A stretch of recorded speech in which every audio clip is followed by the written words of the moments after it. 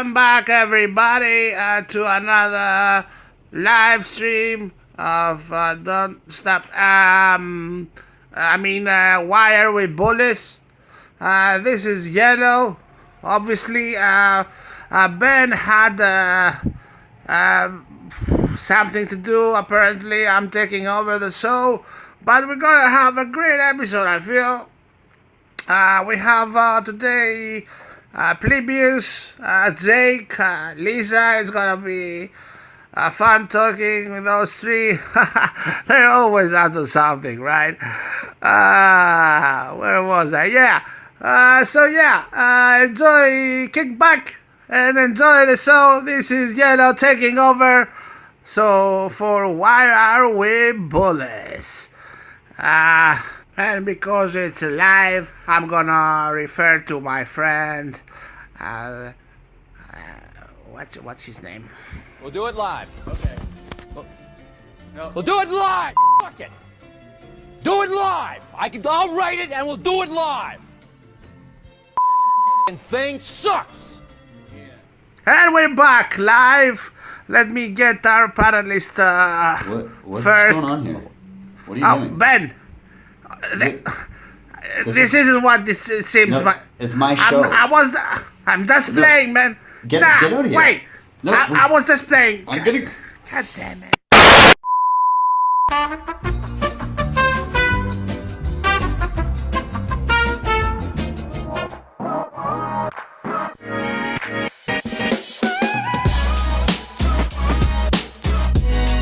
HODL the Bitcoin.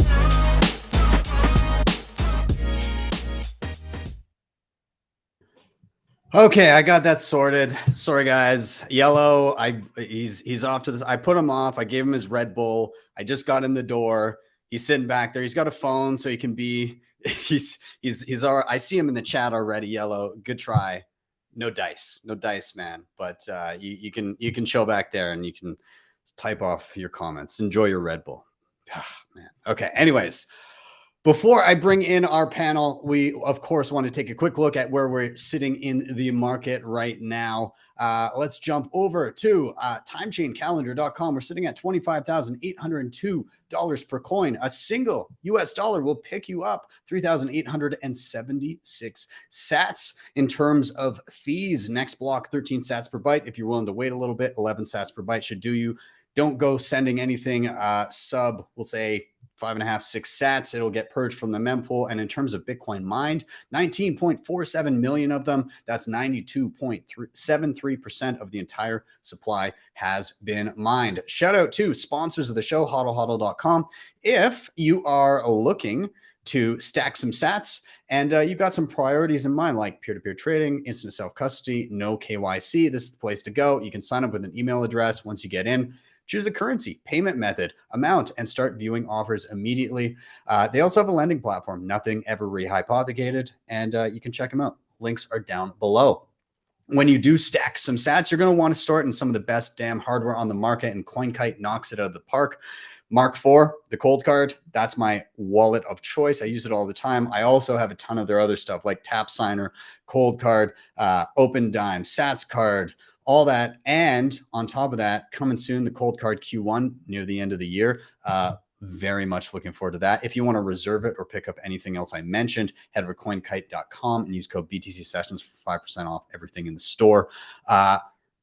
And you're going to want to back up your wallets very securely. Of course, Seedor knocking out of the park. It is stunningly beautifully designed way to back up your seed phrases. And it's this robust steel disc and capsule design. Anyways, I highly recommend you check them out. It's battle tested to secure your seed phrase from the elements, fire, water, corrosion, all of that. And it is a premium product. So be sure to check them out. Links for them are down below. If you're looking to dive into multisig, of course, Nunchuk has you covered with their Honey Badger. That's where you set up a multisig on your device, on your mobile device, with things like the Tap Signer, Cold Card, and plenty of other hardware options. It has baked in inheritance planning, and the whole thing is KYC free, so you can set it up with no personal information. Be sure to check them out. And finally, start9.com, your sovereign computing solution. You can set up with their plug and play devices and run your whole Bitcoin stack. Core, Lightning, mempool.space. You can have your data like files, passwords, and photos, Nostr relays and clients. And they have everything from entry level all the way to what I'm running, which is the Start9 Server Pure. So check them out, start9.com. But with that, enough of my rambling. And Yellow, I hope you're doing okay back there. You're never welcome on the show again. Anyway, so we're going to welcome in our guests. I'm very happy to have Mickey, Jake, and Lisa. Thank you guys. Sorry for the rigmarole at the beginning. I don't know what Yellow was thinking, pulling this stunt, but I got him in check, and he seems to be happy sipping on his Red Bull back there. So how you guys doing? Howdy. Good, man. Thanks for having me again. Great. Thank you. Awesome. Well, I'm super glad to have all of you. And again, everybody in the chat, thank you for being here. I know that Yellow's down there and he's got his phone back there. So he's commenting now, but he even took over. I see he was typing in the chat before I even went live. I don't know what he was thinking. Anyways, let's do a quick round of intros. Who are you? What do you do? I'll toss it over to Mickey first. Welcome back to the show, man. Can you give yourself a little intro? Yeah, so just sort of a pleb who accidentally started writing. Proof of work gone fantastically well, I guess. So I have about 70 articles published now across Bitcoin Mag, Bitcoin News, Citadel 21, and most recently Forbes. That's awesome, man. I've been loving seeing you grace the pages of Forbes online, and also I got to say it via DM, but I also want to say thanks for being so gracious as to mention me in some of your articles. You've thrown my name in there a couple of times, so I very much appreciate it. And your writing, you're killing it, man. So thanks for being here. Yeah, thanks, Ben. Yeah, no worries. Jake, I'm going to toss it to you. Welcome to the show. Can you give yourself a little intro for anybody unfamiliar? Sure. Hey, everyone. My name's Jake. I am a podcaster. I had a podcast called Bitcoin with Jake, which, Ben, you were very kind to join me on quite some time ago now, actually. And actually, Mickey, perhaps like yourself, it was a big proof of work project in hindsight. I pumped out 80 episodes in the end, which is now, it's moved on. And I'm now running a podcast called The Bitcoin Advisor, which is the content arm of a new business that I'm a partner in. And we are a collaborative custody specialist. So we're focused on the high net wealth market, and we're helping move large quantities of fiat across into Bitcoin. And then we are a key management service. So if you use a multi-sig with Unchained Capital, they give you 2 keys to look after. Well, if you're carrying a lot of value in Bitcoin and you fuck up looking after those 2 keys, you cannot get it back, as we all know. So the Bitcoin Advisor is a product I came across in my own journey. And together with Peter and Andy and Juliet, we're building the business up together now. And we're about 8 weeks or so in. So yeah, that's a bit about myself and my focus today. That's awesome, man. Well, glad to see you growing and everything. And it was a great conversation when I got to come on your show. So thanks for having me there as well. Yeah, awesome. All right. And Lisa, again, welcome back to the show. Good to see you. How are you? Let people know who you are, what you do. Well, thanks for having me back. I think this is my 3rd time on the show. And this week, I've actually also had the pleasure of being on the Bitcoin Advisor. So yeah, thank you, Lisa. Thank you for joining. We had a fun chat. I love the clip that you put on Twitter of me of me recounting a funny conversation that I had with a wealth manager. You are an amazing host, Jake. So thank you for having me. And my friend over there, Mickey, who I got to know on LinkedIn and Twitter. Thank you also for featuring me in one of your Forbes articles. That was the highlight of my mother's life. So thank you for doing that. Awesome. So I'm Lisa Hough. I work in Bitcoin. And I guess my big news, Ben, you're the first. This is the big announcement that you didn't know was coming. I've taken a role at Custodia Bank. I'm working with Caitlin Long. Oh, awesome. That's, wow. Congrats. That's fantastic. So yeah, I mean, she's been making the rounds, and there's been a lot of drama around her in the Fed and everything. So that's going to be a very interesting place to be. It is already. I mean, yeah, great stuff. Great stuff coming. Congrats, Lucy. Fantastic stuff. Thank you. Yeah. And thanks, Tyler, in the chat. Thank you, Mike Hobart, in the chat. I love Mike. Good to see everybody. And yeah, shout out to everybody in the chat here that's joining the show. Tyler, Mike, Yellow, Mark, Bitcoin Beacon, JG, everybody that's in there. I see Big Sean as well. Yeah, we have a live chat going on the side of the screen the entire show, for better or worse. It will be visible to the globe as they watch. So we're going to dive into the show. For those unfamiliar, this is Why Are We Bullish? And the flow of the show and the idea of the show is very simple. Each one of us comes with a reason for being bullish, something in and around the Bitcoin space that has us excited. And the flow is somebody's going to drop a reason why they're bullish. This is your chance to kind of rant and get off your chest what you're so excited about. Up next, number 2, all together, we're going to riff on that reason, questions, comments, and whatever rabbit holes we end up going down. And then number 3, we're going to rotate to the next person until we've all had a turn. So reason, riff, rotate, nice and simple. So I'm going to get us started today with my reason for being bullish.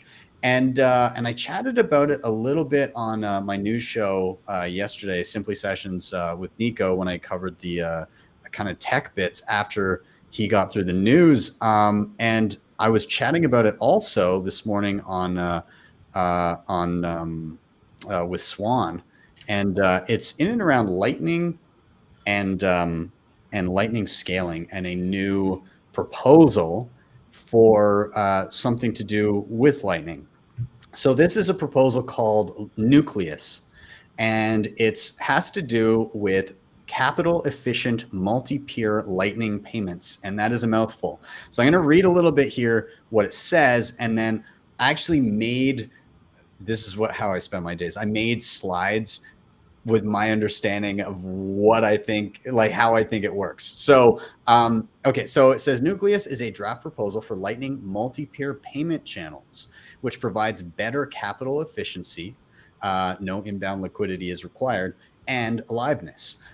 It also doesn't rely on a penalty mechanism and doesn't require the use of atomic swaps and routed payments for scaling. So the Cliff's notes here, Lightning payment channels are currently the only solution for blockchain scalability problems available for existing UTXO-based peer-to-peer networks like Bitcoin, which don't require consensus-breaking changes. Still, existing forms of payment channels are capital inefficient and put high availability requirements on the participants and reduces system utility and adoption.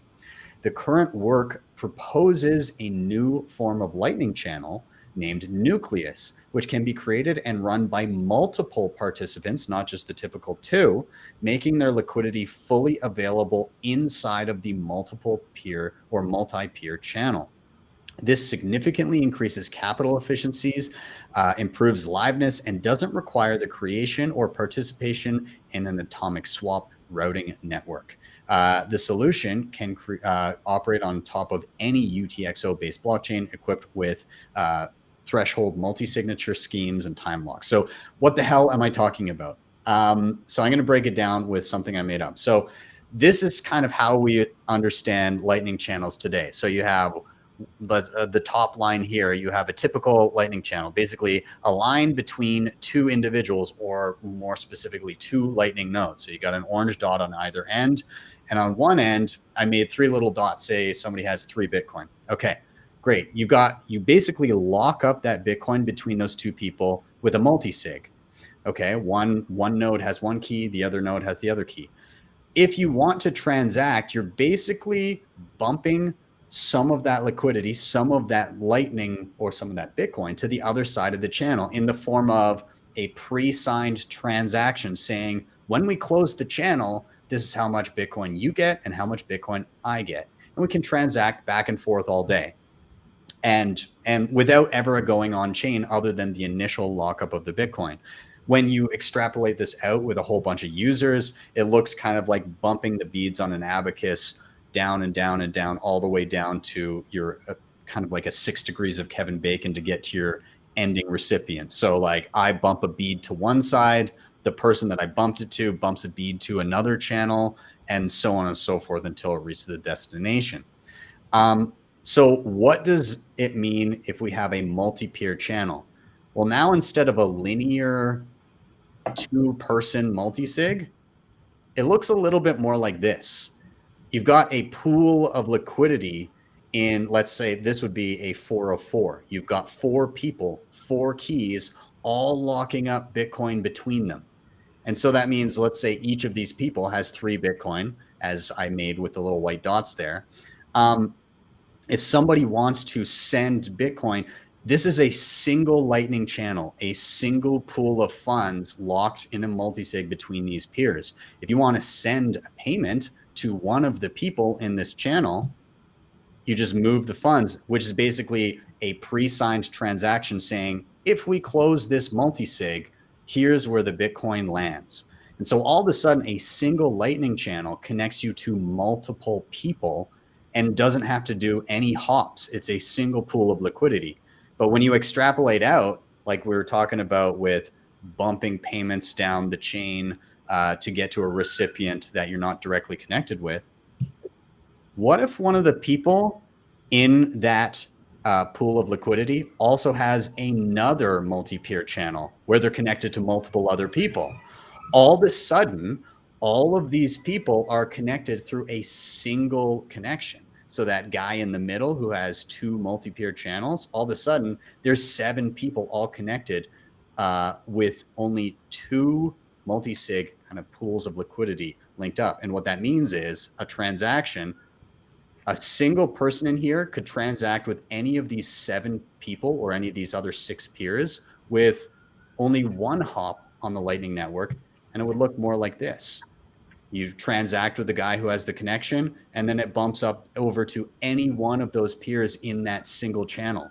So instead of having 7 people connected by who knows how many channels, you've got 7 people all connected with only 2 channels that have been opened, or maybe there's 10 people in one of these multi-peer channels, maybe there's 15, who knows.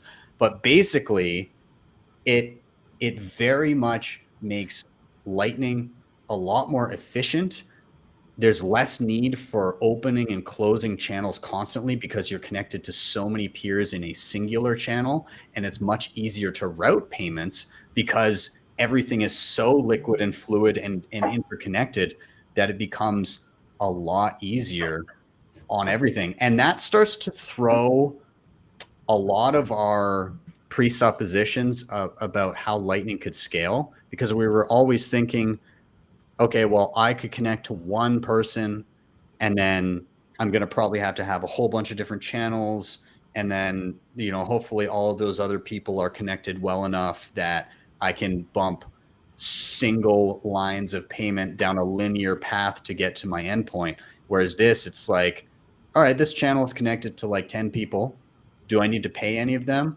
No, but any of those 10 probably are connected to other bubbles of people, and I can just pay through that single hop. So it takes our scaling presuppositions and completely destroys that math and makes everything entirely different. Now, the interesting part about this is it doesn't require any sort of change to Bitcoin.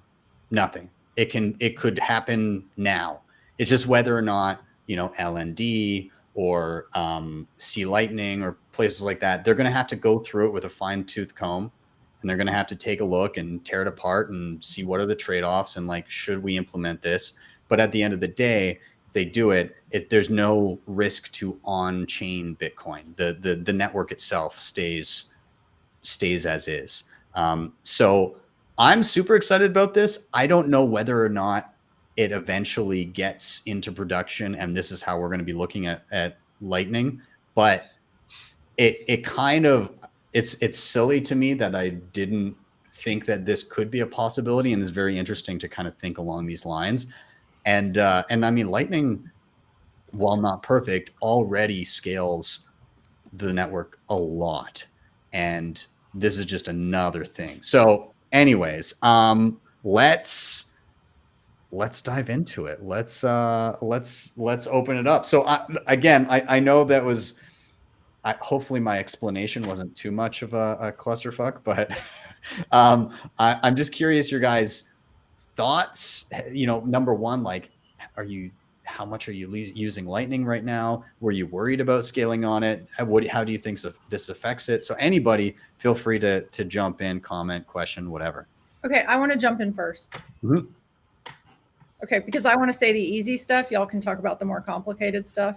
I think this is really cool, right? And I have heard people talk about how concerned they are that the Lightning Network just can't process all of the transactions. But beyond that, I think just from a collateral standpoint, if you have less collateral involved, or if you can, I hate to use the word leverage, but if you can utilize collateral in this way, it seems like a much more efficient way to operate.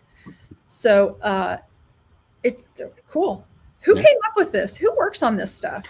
I'm trying to find the person. So it was somebody called again, just like it looks like an Anon dev, but they go by Atomic Mr. Nuclear.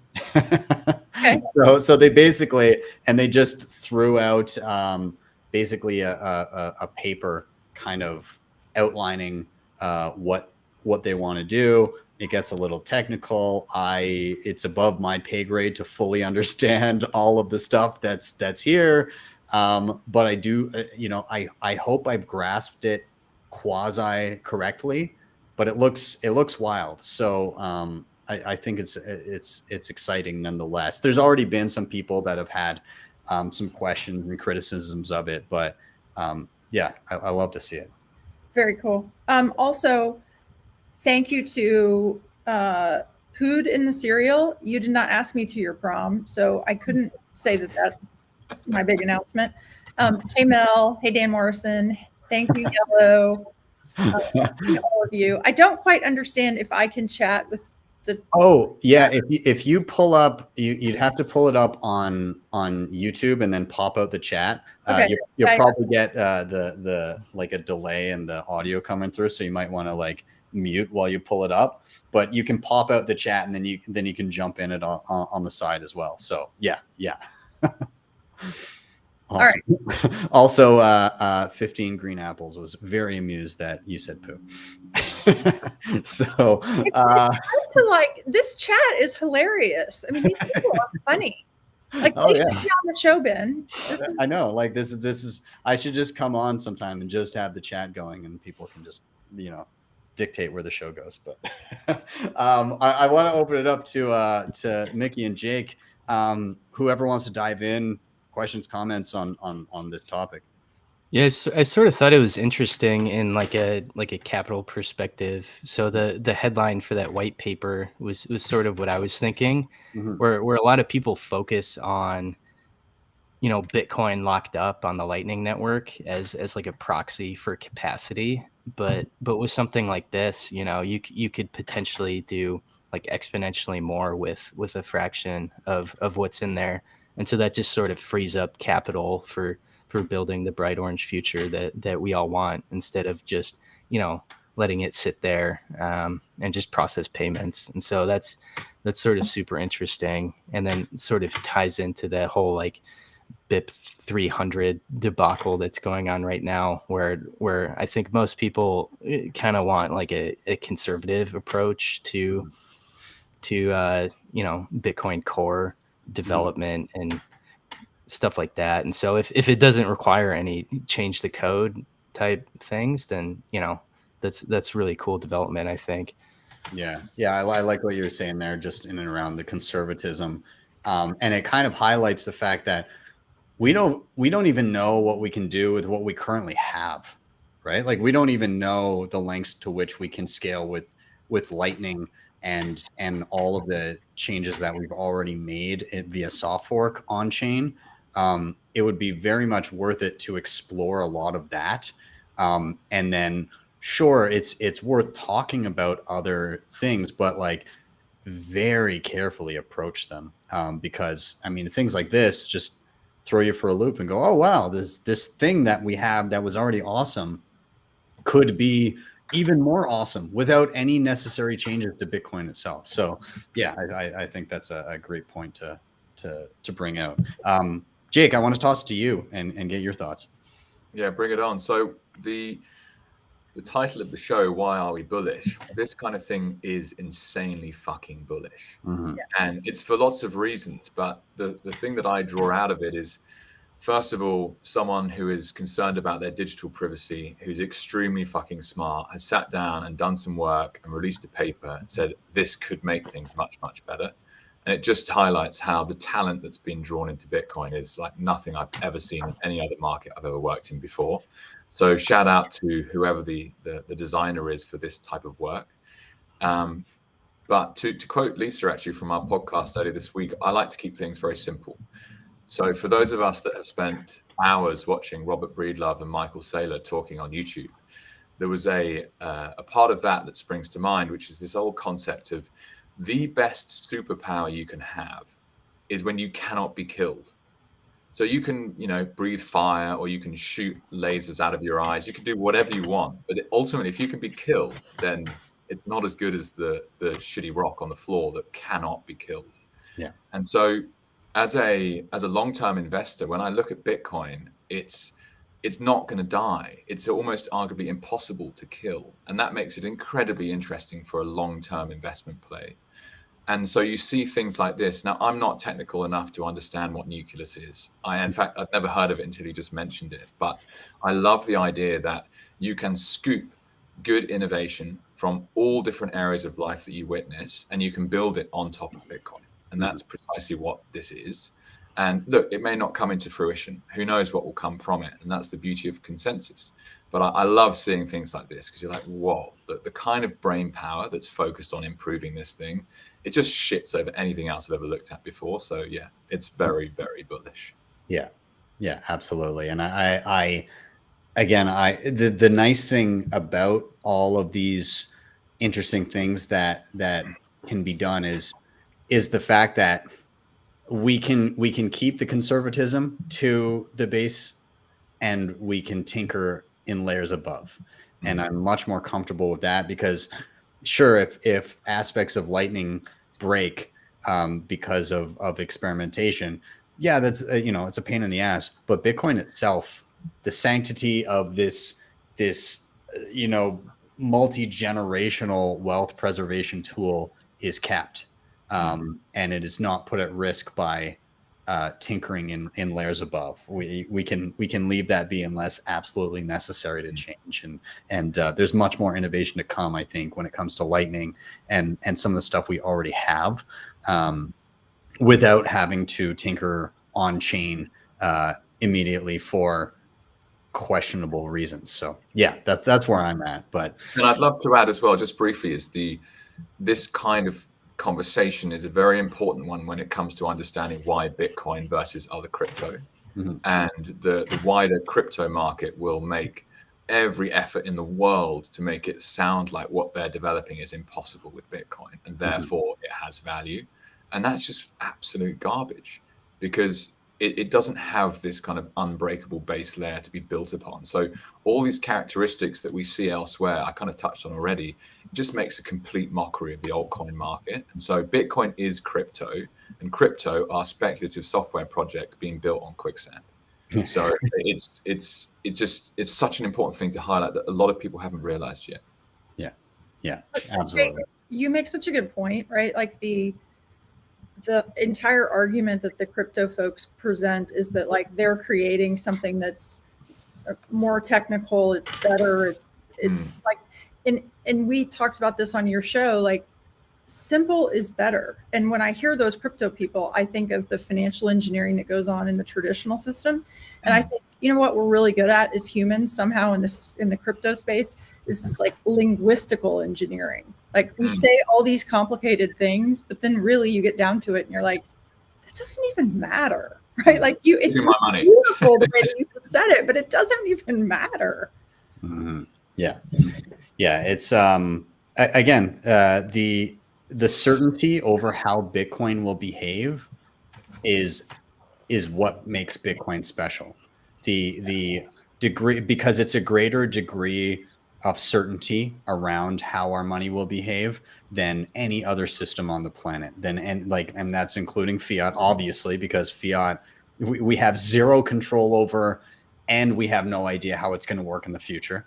We have no idea how many units or what interest rates are going to be, all that kind of stuff. And with crypto, it's somebody, it's just microcosms of fiat, right? You also have no idea how it's going to behave. It's just a different group of people controlling it. And in most cases, it's not you, unless it's your coin that you're trying to, push on other people. So Bitcoin is everyone's and no one's all at once. And if there's not consensus, then it's the status quo. And that's the selling feature of Bitcoin. Anyways, guys, I don't want to spend too much time on my topic here. I just thought it was really cool, and I couldn't quite shake thinking about it the past couple of days, and so I thought it was a great topic to bring up for Why Are We Bullish. So if anybody wants to check it out, nobsbitcoin.com has a great feed, and they're on Twitter as well. And through that, you should be able to find the Nucleus. But the thing is called Nucleus Capital Efficient Multi-Peer Lightning Payments. Nonetheless, we're going to do a rotation. Again, thanks to everybody in the chat. Keep those comments coming. And if you haven't already, hit that like button right down below. Do it now. It's super easy, and it'll help those algos pump this in front of more eyeballs. But with that, we're going to do a rotation. And Mickey, I'm gonna toss it to you first, man. And I'm going to cue you up with a simple question. Why are you bullish? So sort of torn between two things, but so the first time I was here, I actually wrote out 4 different reasons. It's called a pace plan. But so I'm kind of falling back on one from the other one. But so last time I was here, it was sort of like these absurd media narratives, like eggs are going to kill you. You got to eat bugs to save the environment. If inflation's getting out of hand, you should just skip meals. And then your general like orange coin bad from the New York Times, right? And it sort of indicated like this sense of desperation from mainstream media, I think. But I sort of feel a shift coming on, right? And so you get those videos from like Canada and California with those women, talking about like how they can't live and they don't know what they're going to do.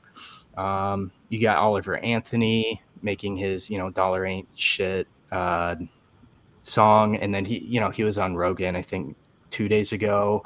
You got BlackRock backing down on ESG. And then it's sort of Bitcoin infecting the mainstream media to the extent that Optimus Fields accuses us of being a BlackRock psyop, right? I'm still not convinced that you're not. So Sure. Yeah. I just got to do one more self-custody article featuring BTC sessions, right? Yeah. So as the media is like sort of starting to shift. So I think last week, maybe the week before, Lisa put up an article from Morningstar on LinkedIn, and the author had this horrible headline like Bitcoin's gonna kill you. But if you actually clicked on it and read it, they did this really great analysis where if you add Bitcoin to a 60-40 stock bond portfolio, it increases your risk-adjusted returns by like 25%, right? And so it's like, headline doesn't match, but at the same time, you get better results with Bitcoin. And then I think it was yesterday now, actually saw it with Lisa first again. This senior contributor at Forbes wrote an article essentially saying like it's time to start dollar cost averaging into Bitcoin. And so sort of like the culmination of all these like absurd narratives, people really just displaying like desperation, like everyone sort of feels that there's something wrong. And I feel like we're sort of at the turn of the tides where the general public is sort of primed for Bitcoin, and Bitcoin is sort of ready for the masses, or at least getting there. Yeah, that's the one. Yeah, I didn't write it. Yeah, you're totally right. I think with the shift, I think this is such an interesting time And I was chatting with with Nico a little bit about this the other day, how it's interesting how the people that kind of came to Bitcoin first are on the fringes of society. On one hand, you have like the most disenfranchised people, the people that are either suffering through hyperinflation or their governments are so tyrannical that they can't get banking, or they're cut off from the financial system, or just the world at large don't trust them to be banked.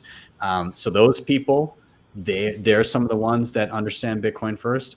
But you also have the other end of the spectrum, some of the wealthiest of the elite that understand that they need to, their job is basically to protect purchasing power and to protect their own assets. And so they're starting to clue into this too. We see, again, BlackRock, of anybody that owns most of the world, BlackRock starting to understand that Bitcoin is important is while a lot of us are like, don't buy paper Bitcoin, the fact that BlackRock is understanding that Bitcoin is important in some way, shape, or form is a signal in and of itself.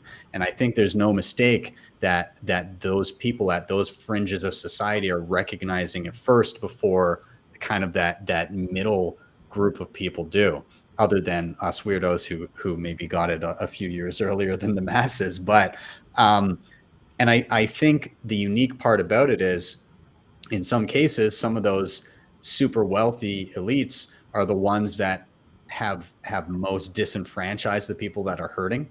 But in discovering Bitcoin at the same time as these people, the incentives now begin to align, where the people that have hurt the disenfranchised are now incentivized to bolster and better this network that helps them both, and may end up being the very people that, through no fault of their own, end up helping the disenfranchised people by furthering the Bitcoin network.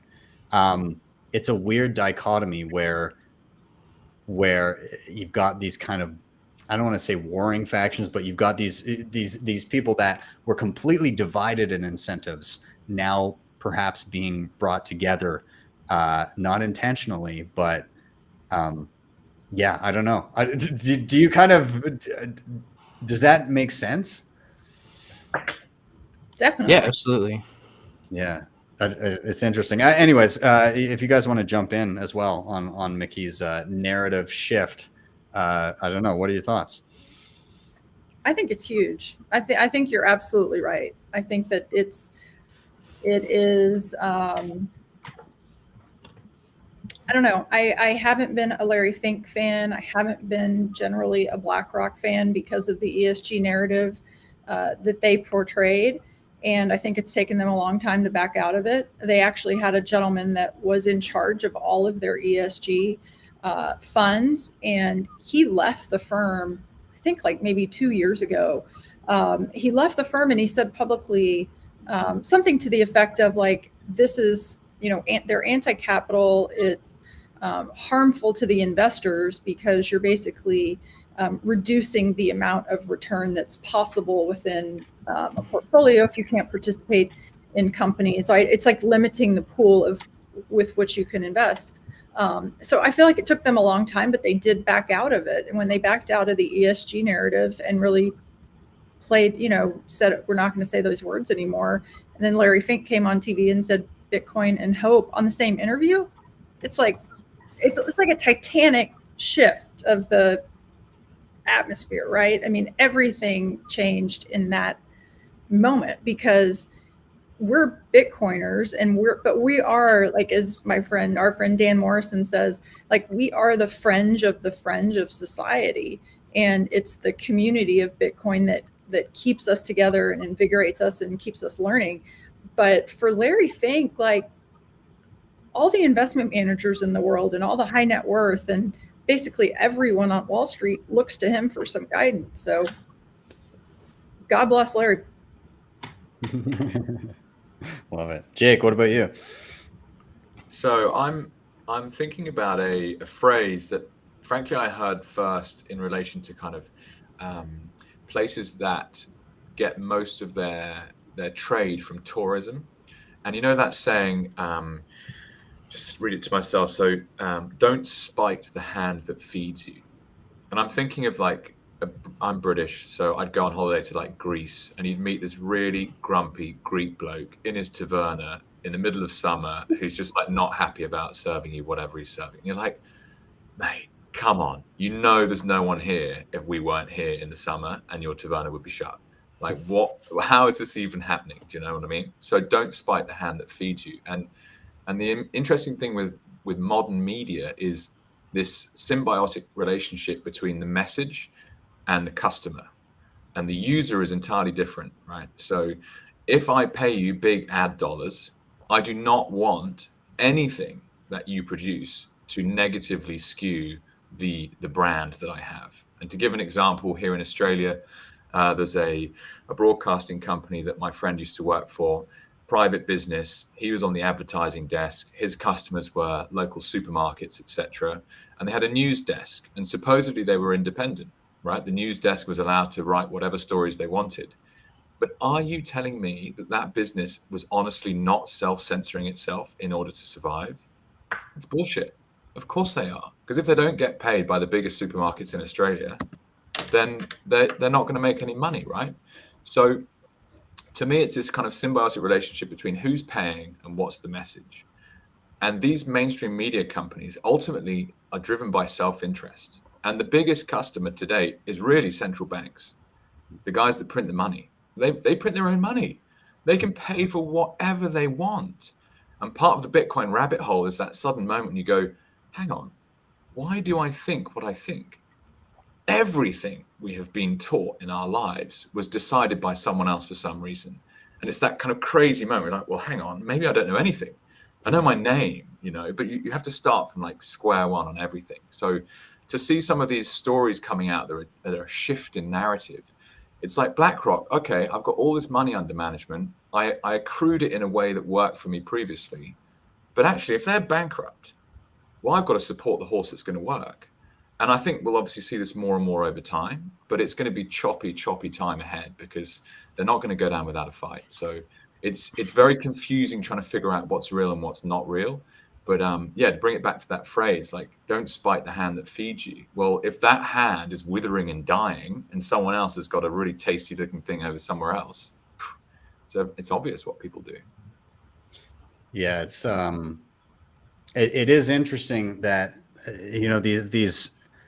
these shifts seem to come on, just kind of out of the blue. Like you can kind of see the early innings of it, but then like Bitcoin's tendrils kind of reach out everywhere, and it doesn't kind of discriminate who gets orange pilled. It's just whoever, and there's going to be people that are, your everyday plebs, and then there's going to be people in the media, there's going to be people in government, there's going to be people all over that do get orange pilled. And it's just like these little dots across the map that just start to spread out across the map.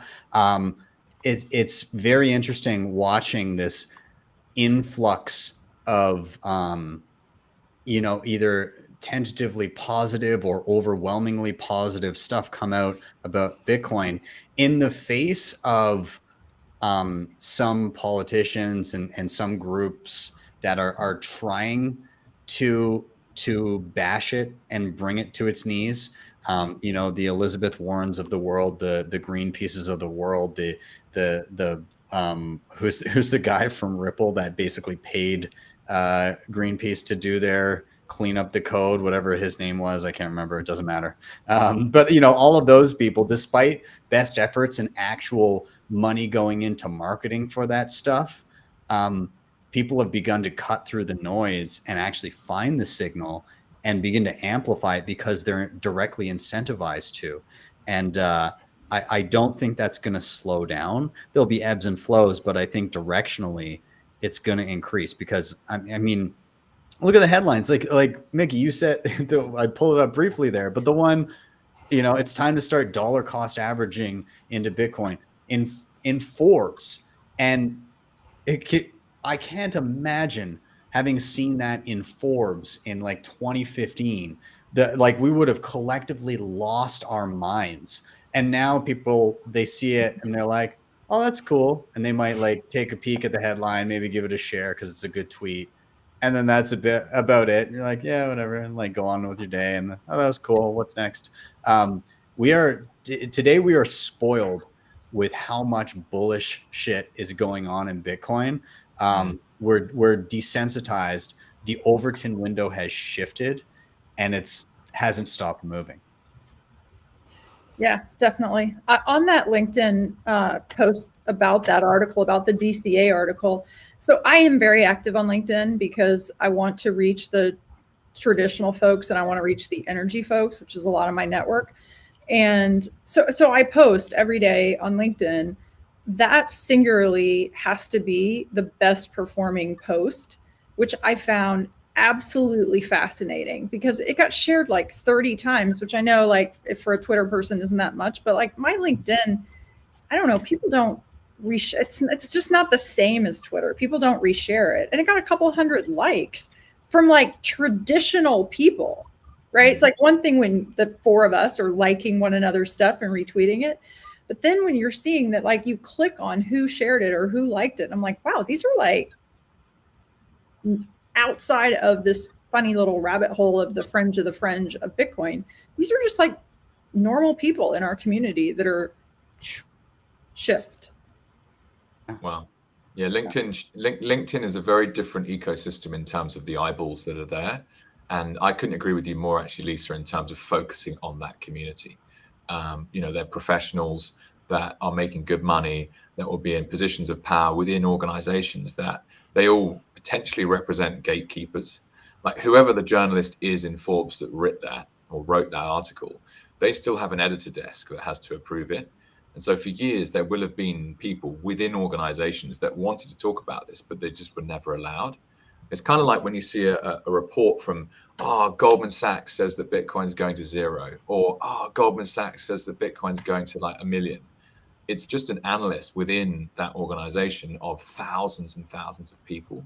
So I think what's cool here is to identify that the editor layer of somewhere like Forbes has green lighted that kind of content, because there'll be people in there that wanted to write about it before. They just weren't allowed. And that's what's cool. Yeah. Okay. Let's give this guy a shout out because we have now talked about his article like 3 times. His name is Clem Chambers, and he's a senior. Shout out, Clem. Shout out Clem Chambers at Forbes. Thank you. Fantastic article. Yeah, thank you. So a little, sorry. Go ahead, man.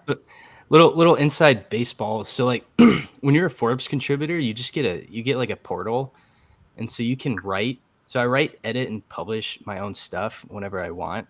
The editors don't even look at it beforehand. Really?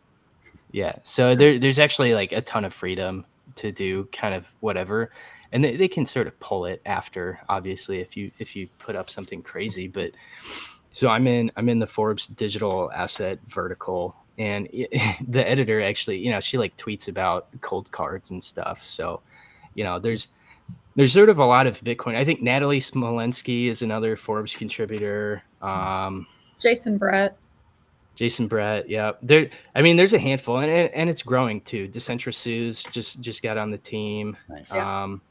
And sort of when do you think that would have changed? Because of course, as Ben mentioned, 2015, even if they'd had that same operating system in place of very free writing for their writers, I'm pretty certain that article would have been pulled. So when do you think that shifted, or is there? Do you have any insight on that? Because it's fascinating. Yeah, I think it's just sort of the proliferation of Bitcoin-minded people, right? And so it's like, and I was sort of going to say this. So you were talking about don't bite the hand that feeds you, right? And I'm sort of thinking, okay, BlackRock manages $10 trillion. So how many ultra wealthy people were calling Larry Fink and telling him to back off on ESG and start backing Bitcoin? You know what I mean? Because it's not BlackRock's money. It's other people's money that BlackRock just makes 25 basis points on, right? And so I'm thinking, don't bite the hand that feeds you. He's got people calling him every day saying, I want Bitcoin in my portfolio. Yeah, 100%, right? And so that's I sort of see those same incentives playing out in the media where they're, people are like, hey, I want to know more about Bitcoin. And so the Forbes editor, sort of reaching out and recruiting writers that know about Bitcoin. And so I guess fortunately for me, I'd been semi consistent on Bitcoin Mag and some other things, and was able to have like a portfolio backing up, my claims of like semi Bitcoin understanding, right? And so I think it's just like the proliferation of Bitcoiners in society and just sort of seeping into everything.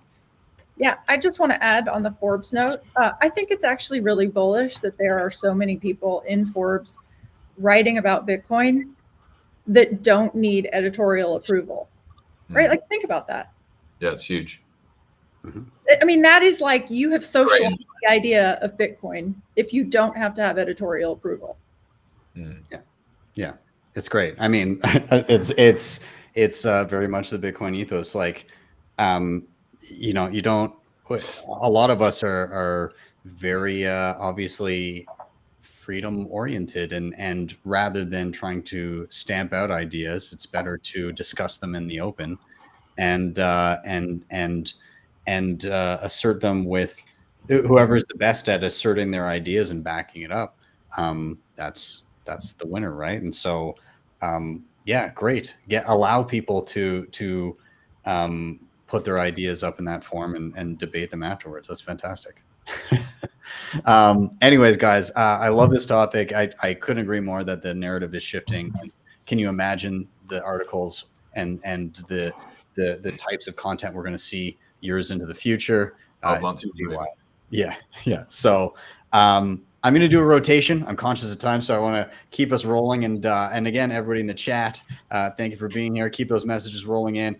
Hit that like button right now. Do it. It takes 2 seconds, and it helps a ton.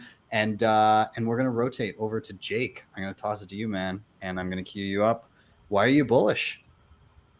Well, Ben, thank you so much for having me on. It's a real great moment to make it onto Bitcoin sessions for the first time. So I'm hugely bullish just on my own personal development in that sense to get to this point. So thank you. I had to think about what I was going to talk about, and I thought what would be most interesting is what I'm seeing privately. So instead of talking about a public story, very much what I'm living through at the moment. And it is a shameless shill of my new business, the Bitcoin Advisor. So my apologies for that, but I think it helps to paint a picture that is not necessarily obvious in the wider market. And so to explain the problem that we solve, I touched on it when I introduced myself at the start, but the Bitcoin Advisor is it's a key management business. So if you are high net wealth and you're moving capital from fiat into Bitcoin, it's not necessarily an easy process to go through at this stage. Not only do you have to educate yourself on the front end about like what's the investment case, what's the actual problem with the status quo financial system that is existing that I'm not getting served, and how are my returns that my investment manager are supplying like not good enough. And people are figuring out, I don't want to see the dollar return. I want to know what my purchasing power is. How have I retained value over time? Don't give me some bullshit portfolio presentation that says, oh, we beat the MSCI this year, or, oh, here's a basket of other, diversified asset managers that we compete against that we've also, done better than. It's like, I don't need to know any of that stuff. It's like, do I have more purchasing power this year versus last year? And people that they manage wealth in this way because they've had to, right? The fiat system incentivizes this plethora of different financial products. Bitcoin's the complete role reversal, right? Super long term, low counterparty risk. You're essentially adding more cash to your portfolio. So it's completely different to investing in a bond, an equity, or any other type of financial product that you might have used in the past.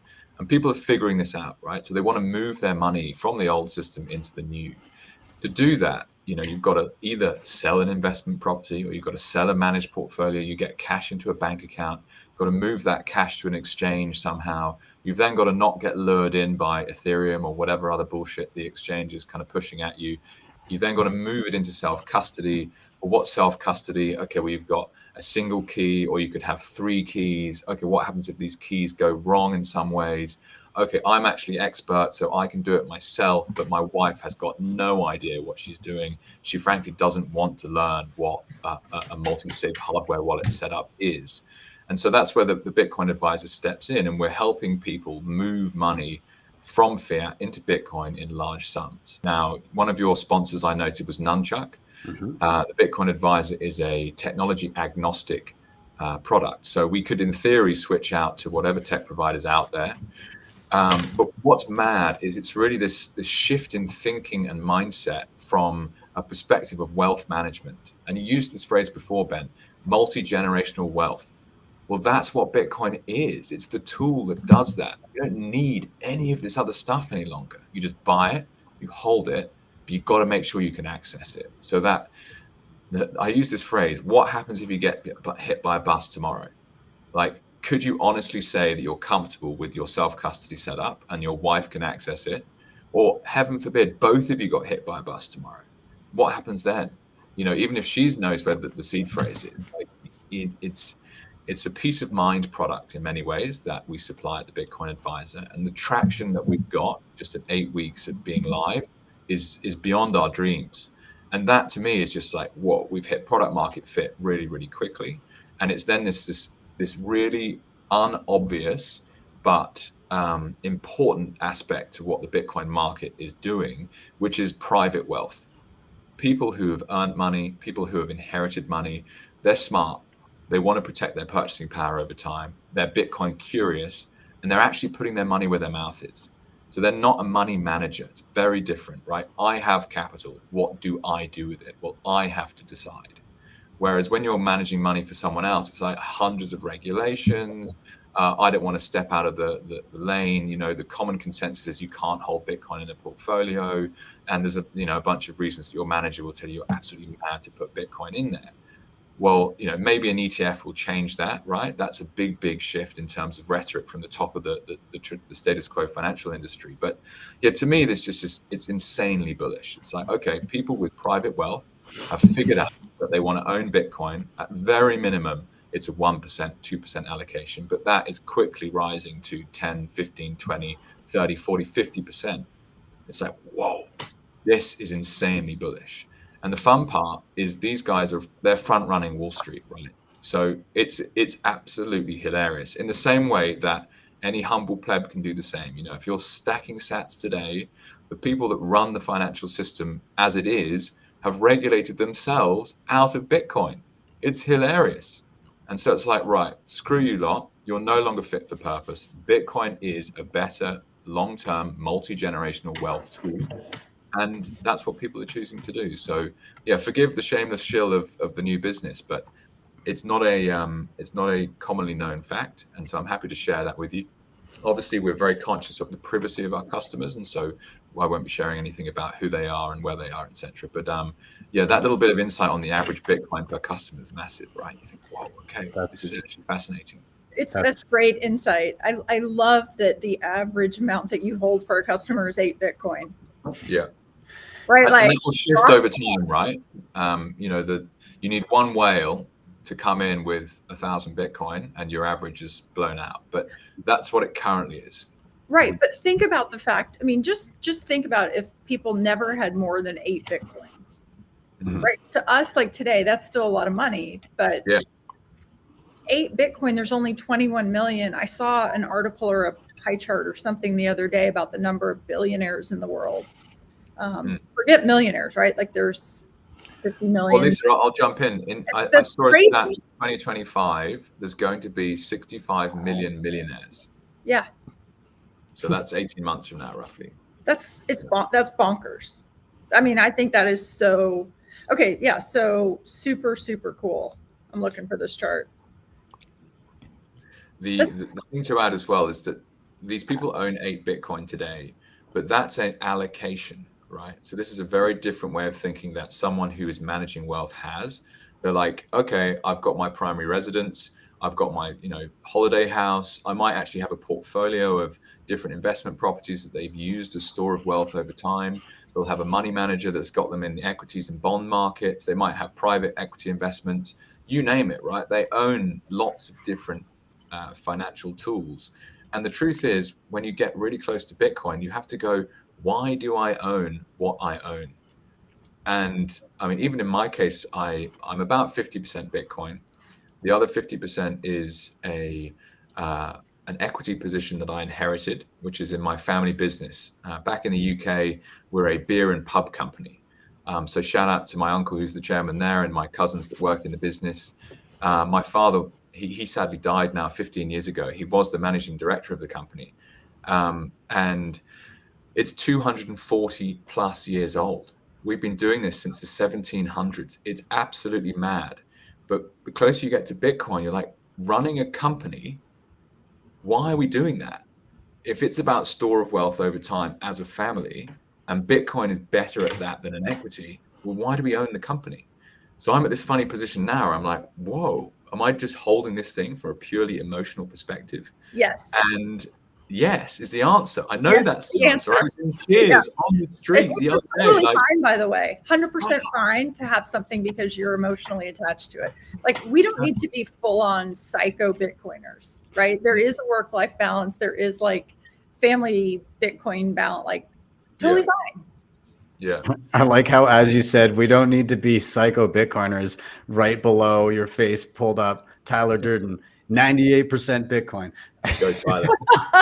Perfect timing.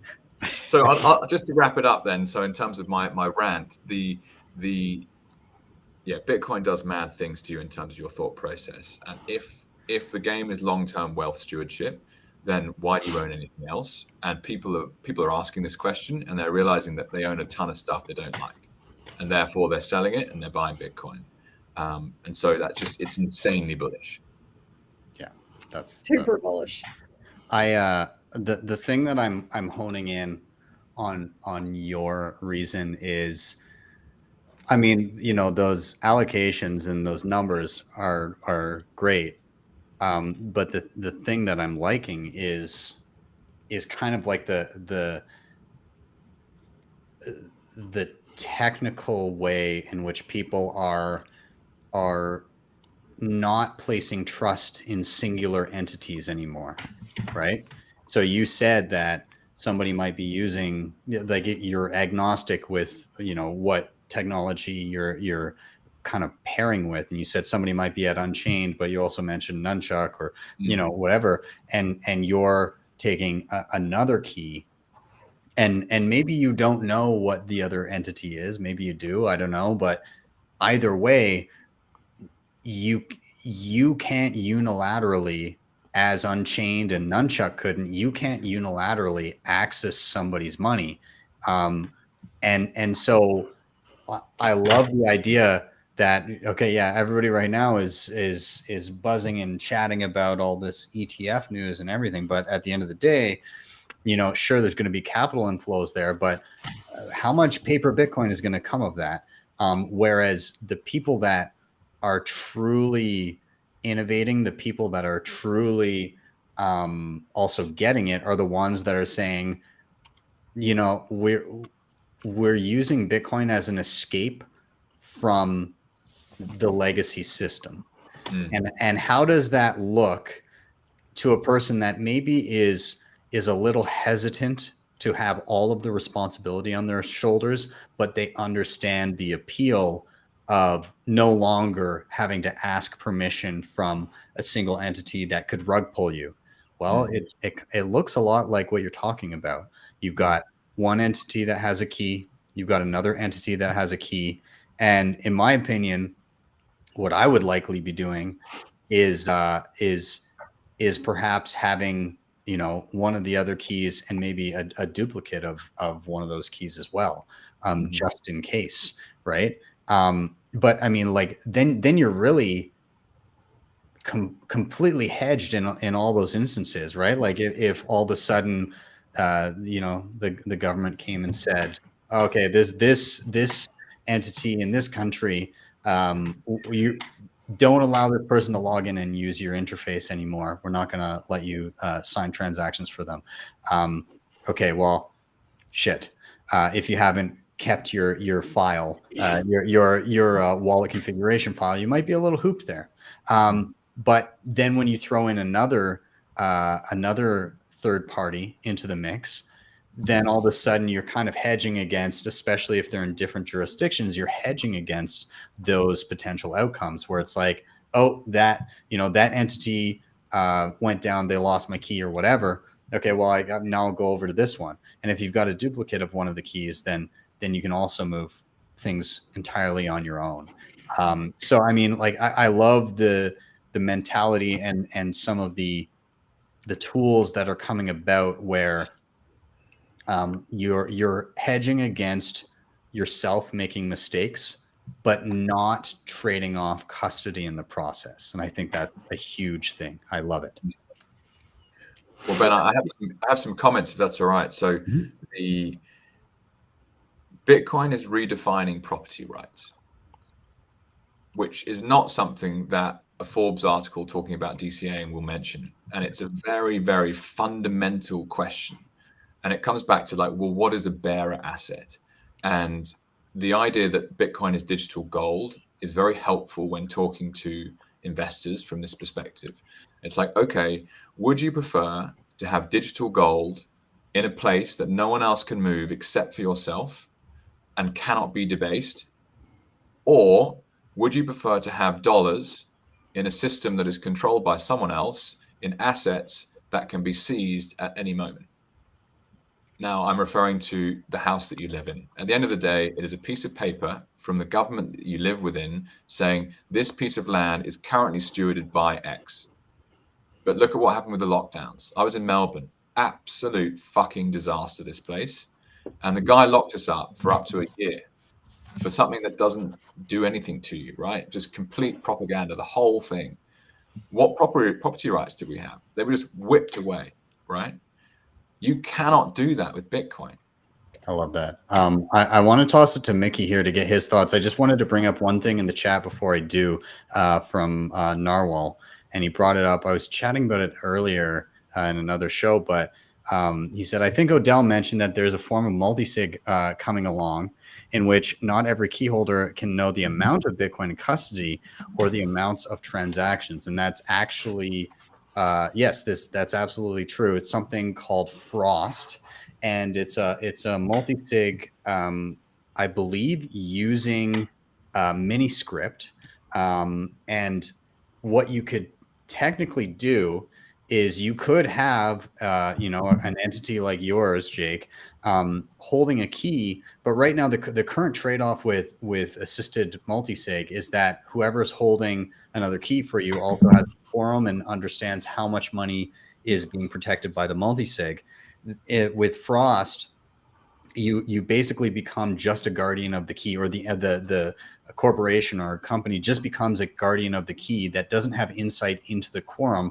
And on top of that, you can also have the ability to ask for signatures from them, but they could be blind signatures, meaning that the entity wouldn't necessarily know the amount or the balance or any of the transaction history that you would know now by being a collaborative person in that multi-sig. So I think that's super awesome. Again, just back to the earlier topic, look at what we're still figuring out what we can do with Bitcoin as it exists now. Super awesome. I love this kind of Mickey, stuff. I'll let you jump in just a sec, but I'm just going to reiterate, when you take a technology agnostic position, like we have done at the Bitcoin Advisor, incorporating obvious improvements in the security and safety of clients' assets, it's a no-brainer. And so you see things like this developing, you're like, awesome. And just imagine where we'll be in 5 years' time. Because as a key manager, I actually don't need to know what assets are under management as long as I'm being paid what I'm owed, if that makes sense. And I'm delivering the product I'm supposed to. Yeah, how cool. Sorry, Mickey, over to you.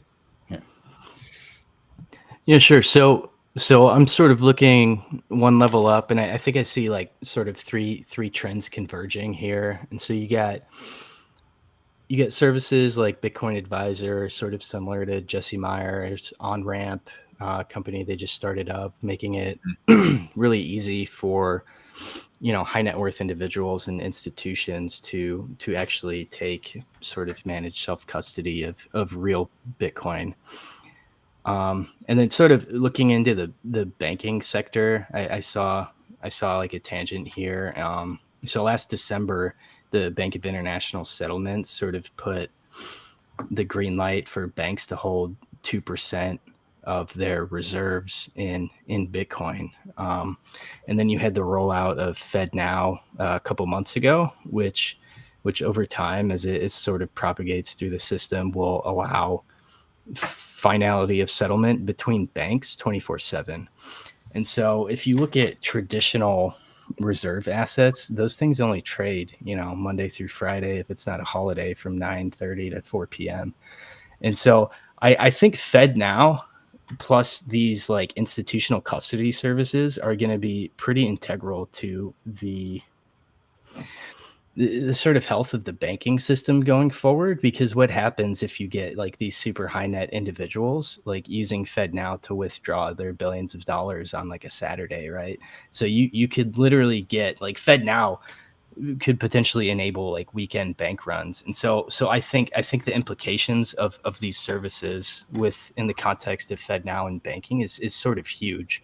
And could really start like onboarding banks and using Bitcoin as a like 24/7 365 reserve asset with deep liquidity in order to sort of shore up your reserves, make sure you don't go bankrupt on a Saturday. Yeah, absolutely. I don't want to take all the time from everybody else, but I'm just wondering if anybody else wants to chime in, any kind of final thoughts or anything in and around this topic specifically. If anybody has any last minute things to say. I have one last comment just briefly. Sorry, Lisa. Shout out to the guys at OnRamp, really great team, and I'm sure they'll make a huge success of their business. It is a slightly different product to what we're creating at the Bitcoin Advisor, in that they have built what's called a trust, and they're using a fund mechanism. So in some ways, it's a paper layer in between the actual bearer asset Bitcoin. And so in my mind, there's a lot more trust required in using a tool like OnRamp versus the Bitcoin Advisor, where we're helping people to self-custody using multisig. So the way that it's set up, we cannot collude with the technology provider that we're using, and the customer is in full control of their funds and their Bitcoin. So it's a slightly different product in that sense, Mickey. But you're right. The point is there's obvious demand from existing professionally invested funds, and there'll be more products and businesses that pop up in this area to do that. I wouldn't be surprised if OnRamp is much more effective in the institutional market rather than the high net wealth individual market. Interesting. Cool. Lisa, sorry, you were about to say something. Did you have anything before we rotate? I don't remember. That was a long time ago, and I'm captivated by Jake. I mean, he's an amazing host. That's all right. That's all right. We're gonna keep it with you anyways. We're gonna, again, Jake, great topic. I love chatting. Thank you for having me. Really appreciate it. And I love hearing what you're doing there. I think it's awesome. So. But yeah, we're going to do a rotation again. Everybody in the chat, again, thanks for joining us for Why Are We Bullish? I think Yellow's still doing okay back there. I'm glad he's kind of kept it down back there, thankfully. But and everybody in the chat also, again, hit that like button if you haven't already. It's right below the screen. Super easy to do. Takes a second, and it really does help the show. But with that, let's do a rotation. Lisa, we're going to keep it with you, and I'm going to cue you up. Why are you bullish? So I have two reasons for being bullish. Reason number one, I'm bullish because there are military guys that are completing their service that are going to come work in Bitcoin. I love that. I'm not going to name any names, Mickey.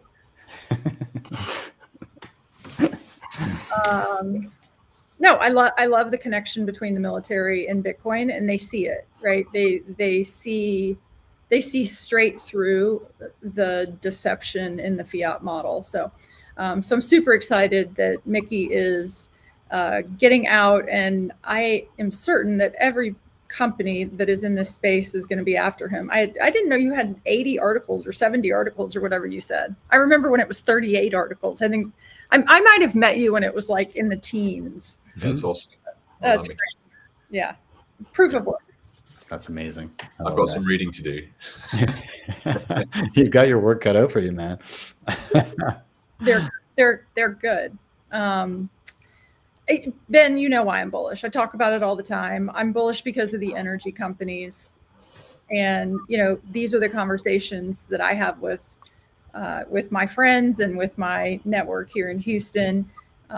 For those that don't know, I worked in the energy business for a long time. I traded natural gas, and I see so many synergies of how the nat gas market developed, both from a product standpoint. So, what is available, whether, how are participants in the market, how are producers in the market able to hedge a position? And, that may be, anyway, I won't go into it, but I see a lot of similarities as to how the market is developing. And I'm writing a paper right now. If I actually put more than about 100 words together at one time, it will be my first sort of entry into the published world. I'm really getting a lot of inspiration from Mickey and others. Mike Hobart, amazing writer in our space. But what I want to talk about is, I'm not going to give too much away, but like, this is a shift in the focus of an energy company. So, when I first get to people in the energy business, I say to them, like, all the stuff that you hear in the Bitcoin community, like, you need to be taking excess energy and converting it into Bitcoin. So I'll give you an example that I use all the time. Power company that is based here, that sells into ERCOT, into the grid in Texas, like 4% of the time, they have to pay to have power taken from them. It's actually more economical than shutting their operation down. You've got, big companies like Entergy who spin these huge turbines.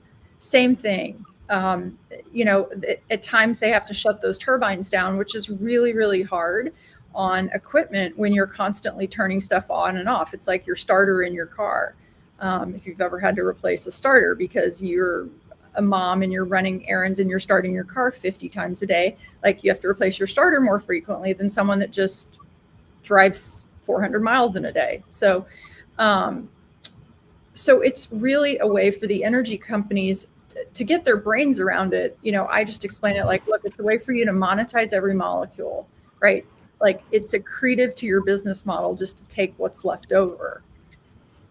But what I hope that they will eventually see, and where I see the conversation shifting, is you have access to resources of any kind, whether it's, cow methane or landfill methane or minerals that are being extracted from the earth, right? Like, you should direct it to Bitcoin. It's not super obvious right now, because when most energy companies are very comfortable with the socialized ideas of forward curves and pricing things off of forward curves. And what I mean by that is, in the futures market in energy, it's priced, the futures are priced by monthly. And you can get someone to make you a market 10 years out. So, that really allows you a lot of, economic incentive to mitigate risk. Well, in Bitcoin, we don't have that yet. And so when you look at a project that's, you've got a Bitcoin mining project and you look at the Bitcoin forward price, there is no 10-year curve. It is like, maybe you can get somebody to make you a market of 3 months, but it's going to be pretty flat to where it is today. And when you factor in the halving and the reward being cut in half, like, the math doesn't work, right? Like, that dog doesn't hunt. So everybody just goes, yeah, that doesn't work. I'm just going to keep drilling holes. This is what I understand. I'm just going to keep doing this. But of course, we probably all, if they're on your channel on YouTube, Ben, like, we get it, right? Like, the jig's up. We know Bitcoin's going to be a multi-million-dollar asset, and like, plug that shit in now, get those miners running, because like, now or never, guys. There's only 21 million and we're most of the way there. So let's cook. So anyway, that's what I'm bullish about. Same thing I always talk about. I mean, it's great, and it's, you're seeing more and more of it, and not just not just energy companies, but you're seeing nation states as well, starting to realize in terms of mining that if they have stranded energy, that's a missed opportunity if they're not partaking in it. Bhutan was one that we found out about earlier this year, but there was one that literally was just the other Oman. day. Oman, yes, Oman. And they put like over $1 billion worth of, was it over $1 billion worth of US dollars worth into mining infrastructure, or 1.5 billion into mining infrastructure? That's wild. That's a nation state basically saying like, hey, Bitcoin and energy, they are inextricably linked, and we want to partake in that. And we recognize that if we're not doing that, then we're leaving money on the table. We're not fully realizing the efficiency that we could be with our energy resources. It's a no-brainer. If you have sources of energy that you're not using to their fullest potential, what the hell are you doing? What the hell are you doing? There's some stat where like 60-something% of all energy that is created by people is literal waste. Like doesn't end, it just gets lost in either in transmission or in production or whatever it may be. But most of the energy we create is waste. That's a lot of energy that could be harnessed to help secure the Bitcoin network. Yeah, agree. And I'm not going to give away the thesis of my article, but like that's the very beginning of the explanation, right? Like that's the hook to get somebody interested. That's like the cute black dress that the girl wears to like get your attention. Like it's the tip of the iceberg. There is like so much more that will come into the forefront between the energy business and the Bitcoin business. So Lisa, I've got a question on the other end of the spectrum in your thesis. And I don't want to give away too much of it. So if the question does tap too far into your topic, I don't think it will. But so in a world where you have these large entities that know energy inside and out, realizing that all of this waste energy that was effectively just written off as a loss, or perhaps incurring carbon taxes because of emissions and things like that. In a world where these energy producers and some of these nations are understanding that they can tap into energy that was not being used for a single thing, and thus making a positive out of nothing or out of a negative, do you think the era of just regular mining for regular people is gone? And do you think, well, I guess I shouldn't say the era of regular mining for regular people, the era of mining for a profit incentive, do you think that's gone? And do you think that individuals clue into the same thesis in general, but then start to use it to just reduce their home bills? And what I'm talking about is, do you see people understanding that if they're wasting energy, they're wasting money, and begin to hone in on, well, what if I heat my home and simultaneously mine? What if I get paid back for a little bit of my heating bill by running a Bitcoin miner? What if I heat my hot water tank with a Bitcoin miner and reimburse myself a little bit? Do you think people get as creative and realize as much as some of these large energy producers eventually? look, I think the answer is there's always going to be a farmer that can grow carrots more effectively than I can. Mm-hmm. I'm still going to grow carrots, right? I still need to eat. And in all seriousness, I mean, if you are an individual, at home with access to power and you can afford to mine Bitcoin, close your eyes and mine Bitcoin, mm-hmm. right? The math doesn't have to work. it is a scarce resource. It is like you're canning tomatoes for tomorrow, right? Like, remember, like back 50 years ago or 100 years ago, when like we as people would grow our own food and then we'd can it and we'd put it in the basement. Like, that's how we need to be thinking about this. We need to stop with the everything has to be super economical and has to make sense. And like, that's such a socialized idea of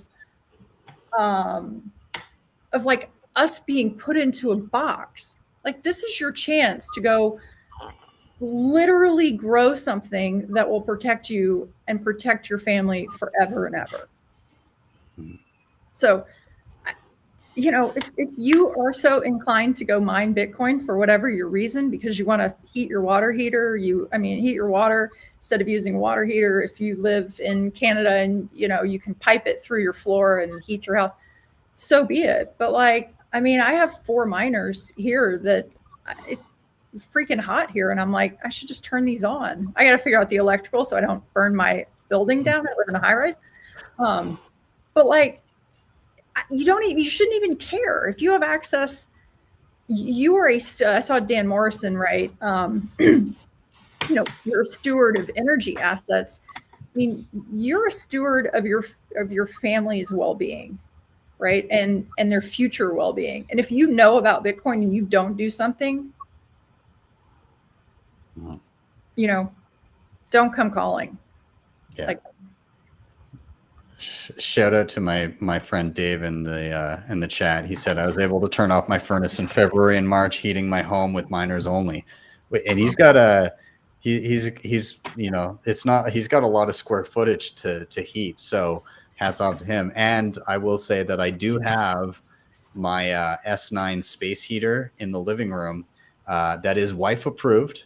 And I did a little video on how to ramp down the wattage and get some different fans on it so that you can get reimbursed for a little bit of your heating bill. And my wife always has the space heater on, so I'm literally just replacing that with a miner that looks nice. And yeah, and so, you know, we get some sats back in return for energy that we were going to be using anyways. So why the hell not? Why the hell not? Can I make one other comment since you said the word wife? This has been bothering me. I actually wrote it down. I'm going to make some sort of a tweet about this, but I would like to, well, let me go back. When my daughter was 5, when she was going into kindergarten, she made a new friend, and I became friends with the mom, who is this rock star woman who started an oil and gas accounting firm. They do oil and gas tax accounting. It's like some very complicated, her kind of slogan is like, when you need me, you need me.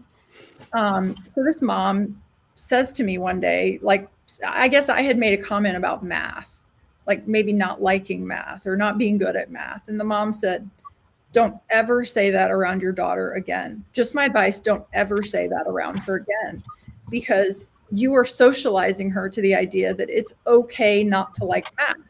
And as a young woman, like, she's like, get the idea around that, like, math is cool, science is cool. You love these things, which I did not. I mean, I didn't, but like, so I started telling my child a lie. It's probably the only lie I've ever told her, but she grew up loving math and loving science. And now she's studying Bitcoin. So Jake said earlier something about, oh, the wife doesn't want her to learn how to use the hardware wallet. Like, we need to quit saying that women don't want to do these things. Like, even if it's true, I'm sure it's true. Please, let's all agree within the BTC Sessions universe, we are not going to say these things anymore, because it predisposes women to feel prejudice against holding their own keys, which, by the way, I'm not technical at all, and I can do, and I do have for a long time. Yeah, my Lisa, it's great pushback. Yeah. Well, my wife, also named Lisa, she came to Miami for the conference, and she also came to another event last October, and she's going to be in LA for Pacific Bitcoin. But she is actually intrigued by mining. she's actually super. It's like there's two aspects of Bitcoin that she's very interested in. One is kind of the human rights perspective, and kind of like the helping the disenfranchised with Bitcoin as a tool for human freedom. But the other, oddly enough, because she's not typically a super technical person, but she finds mining so interesting. And one of the things that she saw at the conference was the hot tub that was heated by miners. And she was like, oh, that's so cool. Can we do that? And so we're now, there's many projects that we're kind of curious about maybe having miners for. One of them, I want a big greenhouse on the side of the house to extend the seasons a little bit and be able to grow our own stuff along the side of the house, like well into the fall, or like start early in the spring. We don't have a garage right now, but we'll probably build one, and I think heating that with a miner would be fantastic. And then even just like piping it back into the house in the winter, like we get long winters here, and to be able to offset our heating bills all winter would be amazing. We're kind of doing it with the S9, but that's kind of limited to, the living room where it's sitting. But to actually pipe that through our central air would be amazing. So yeah, you're absolutely right. Like, I say wife approved because that was Rick from Crypto Cloaks. His wife wasn't too keen on like loud miners running in the house to heat it. But he did all this experimentation to put on and figure out how to get it down to an acceptable level. And I can confirm that my wife is more than happy to have a Bitcoin miner sitting in our living room running, and it makes no more noise than a regular space heater. So yeah, anyways, I totally agree. And there's been I've got to say, there's been an influx of more and more women into Bitcoin, and I think that was just a natural thing that was going to happen. Okay. Also, again, I'm sorry, I want to push back on that. We've always been here. You just fucking haven't listened. Fair. I talk to so many women every day that are like, hey, they tell me their story, and I'm like, you've been doing this since like 2014 or 15 or 16 or 17. It's like, dude, like, I don't know. It's hard. Like, it's hard to sort of break into I don't want to use the word spotlight, but it's like you got to get on stage in Twitter Spaces, and you got to like start writing like Mickey. You got to start writing and just putting stuff out there. And there are a lot of women here. They've always been here. Yeah. Again, like you go to events, and I've typically been, especially the last little bit, surprised when I think, again, just because maybe online I don't know. I don't see as many. Yeah, no, I agree. No, you're 100% right that they're not on Twitter, right? Or they're not active on Twitter, but they are here and they are working. And there's a lot of women. There are a lot of women who work in energy, and as the convergence between the two happens. Yeah, I agree. So, no, nerve has not been struck. I'm not like about it at all. But it's like something people always bring up to me. Somebody asked me to, I can't even remember what, like the other day they were like, oh, hey, will you come get your picture taken or something? It's like, we don't have any women in the photo. It's like, no. I'm not coming. Yeah, now that you've asked, absolutely not. They're great points though, Lisa. It's not, I mean, Bitcoin's for everyone, right? There's no why has gender got anything to do with this? So it's you're absolutely right. I would like the Bitcoin advisor to be a tool that helps to skill wives up in some ways. I'm not saying that they're not there, but they're 100% part of the decision-making process when it comes to storing wealth. And so we have ended up on calls with a husband and wife, and the wife we're having to coach through, okay, well, look, this is how this works. Teach them about multi-sig, teach them how, if anything went wrong, you can call us, or this is the inheritance plan that gets put in place. absolutely they get it, right? But their main thing is, what tends to be anyway, it's just a very conservative approach. It's like, what is my husband spends all day online tweeting about whatever it is, and I think he's fucking mad in some ways. But when they get on a call with people who are clearly legitimate, clearly professional, who've done it all before, they're really interested and engaged. And it's yes, one shouldn't kind of throw that the wife thing down in that same way. You're right. Well, I just wanted to lop onto that. Like, I think that's a socialized idea also, that we need to flush down the toilet, hat tip to food in the cereal. Like the idea that women should be left out of a financial planning conversation. So many of my friends say, or women like in high net worth groups that I go speak to, they all say the same thing. Oh, my husband does this, right? Like that is a dumb socialized notion that is so 19 something, and now it's 2023. Like, stop saying that. Everyone should be responsible financially for themselves, because let me tell you, like, hopefully nobody here gets divorced, but when you get divorced, like, you basically fleece each other for all that you can. And I'm just saying, like, have Bitcoin, hold your own keys, avoid that mess. Yeah, anyway, sorry. Maybe I am ranting. Maybe you did strike a nerve. Sorry.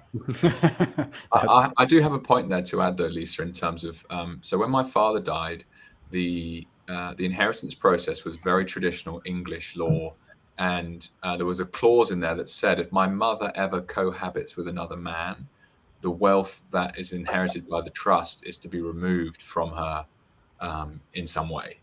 And it was just like 25 years of marriage, and then you get this line in a will. It's like, and it's in there because it's designed so that someone who marries the widow can't get 50% of the wealth on divorce if that situation ever arose. But there's all sorts of different things you come across. Okay, but they can't take it from you anyway. I mean, if you, because you come with your own assets into a marriage, and you can leave with those assets. Like, if I get remarried and I contribute, my salary, that's community property while we're married. But everything I had prior to the marriage is my own property, with the exception of, like, if I had Apple stock and it paid a dividend, the dividend is community property. Income earned during the marriage is community property. So, like, anyway, yeah, I'm huge on financial planning and wealth planning, estate planning. And I should mention to you, like, if you're doing your will, make sure that you have a definition in your will about Bitcoin specifically. Like, have them write in a paragraph defining what it is, because often, at least in Texas, the standard will references digital assets, which to me meant like the 55,000 photos I have on my iPhone, not my Bitcoin. So interesting. Yeah, you've got to be real careful. So I just this is what I was trying to say, was that line in my father's wife for my mother in terms of her self. Oh shit. All questions, and the way that I've set. Oh, are we losing them? Things up with my wife is very different. So I'm trying to evolve in that sense and make 50-50, right? So to evolve. Yeah. At which point I've also just got the my daycare duties have kicked in. I'm going to have to disappear, guys. Thank you so much for having me on today. It's been awesome. You're awesome, Jake. See you later. No worries. Cheers, Jake. Yeah, great to meet you, Ben. Awesome to be on. Thanks, Lisa, so much. Awesome. Sure. Thanks, Jake. Mickey, I want to toss it to you as well. Obviously, we kind of have two.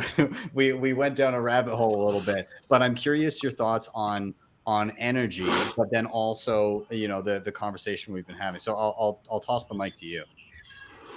Yeah, sure. So I sort of credit my wife with basically my entire Bitcoin journey. So I think I really approached Bitcoin to begin with out of almost out of nihilism, right? Where I was, I was sort of feeling the pressure from inflation, struggling with, like a growing family and trying to like continue saving and investing towards retirement, right? And so when I found Bitcoin, I was sort of like understood it intuitively, and I was like, yeah, let's just like YOLO. Hey, I want to put all of our money into Bitcoin. And she's like, no, we're not doing that. And so it sort of forced me down the rabbit hole to really understand what it is and be able to explain it to her to get her on board, because it's something I couldn't have done unilaterally, because I would prefer to stay married to her. Yeah. And so, immediately after buying it, sort of in any meaningful amount, we had that COVID crash. And I was sort of freaking out, but she was like, you just told me all about this last week. Why don't we just buy more? Like, it's really cheap now, I love And her. so yeah. And so without my wife, I potentially could have, panic sold, got burned, whatever. But essentially without her, I don't think we would be in the position we're in now, especially because she sort of forced the deep research required. And then she's actually coming with me to Pacific Bitcoin next month. Nice. So it's gonna be pretty sick. And she's she's not like she's a Bitcoiner, right? But she's not necessarily obsessed with it like I am. But she's excited to meet everybody, excited to learn some more things. In terms of energy, right? I think more and more investors in the energy sector, capital raise. Mickey, you sound like one of those crazy Bitcoin people. Yep, that's me. So I actually have financially illiterate psychopath in my Bitcoin magazine bio. But yeah, so energy companies, you got to raise capital, right? And they have a fiduciary duty to make return on that investment. So if flare stacks aren't free, right, so that requires an investment just to build one, and then waste the gas and do nothing with it. And so just alone on the gas flaring, I think the investors are gonna start holding energy companies accountable for using Bitcoin as a tool to increase ROI.